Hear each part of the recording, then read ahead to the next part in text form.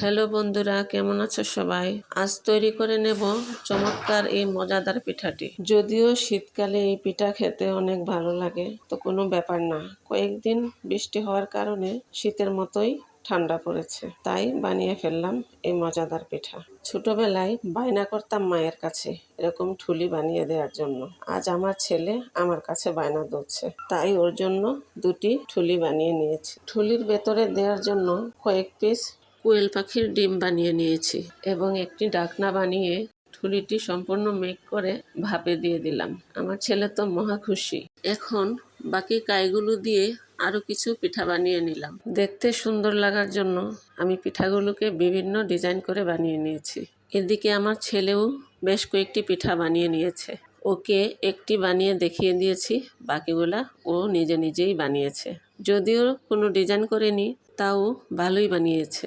ছোটরা কোনো কিছু করতে চাইলে তাদেরকে তাড়িয়ে না দিয়ে এরকম উৎসাহ দিয়ে পাশে রাখতে হয়। এতে দেখা যায় কি, এরা কাজের প্রতি মনোযোগী হয়ে ওঠে এবং নিজের প্রতি কনফিডেন্স থাকে। কথা বলতে বলতে আমি সবগুলো পিঠা বানিয়ে ভাপে দিয়ে দিয়েছি এবং 10 মিনিট ধরে কুক করার পর পিঠাগুলো ভাপ দেওয়া কমপ্লিট হয়ে গেল।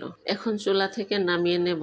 নামিয়ে নেওয়ার পর ফাইনালি দেখুন পিঠাগুলো কি সুন্দর লাগছে। বিভিন্ন ডিজাইন করে নেওয়া এক একটা পিঠা দেখতে কিন্তু মাশাআল্লাহ খুবই সুন্দর লাগছে। পিঠার সাথে খাওয়ার জন্য আমি কিছু পরিমাণ চাপা শুটকির ভর্তা বানিয়ে নিয়েছি, কারণ এই পিঠা চাপা শুটকির ভর্তা দিয়ে খেলে খুবই মজা লাগে। তো বন্ধুরা, এই চমৎকার পিঠাটির কি নাম কমেন্ট করে কিন্তু অবশ্যই জানাবে, এবং তোমরা কে কোথা থেকে দেখছো এবং তোমাদের জেলায় এই পিঠাটির কি নাম তা জানাবে। ভিডিওটি ভালো লাগলে কেউ যদি ফেসবুক থেকে দেখে থাকো তাহলে একটি লাইক দিয়ে পেজটিকে ফলো দিয়ে রাখবে, আর কেউ যদি ইউটিউব থেকে দেখে থাকো তাহলে আমার চ্যানেলটি সাবস্ক্রাইব করে রাখবে।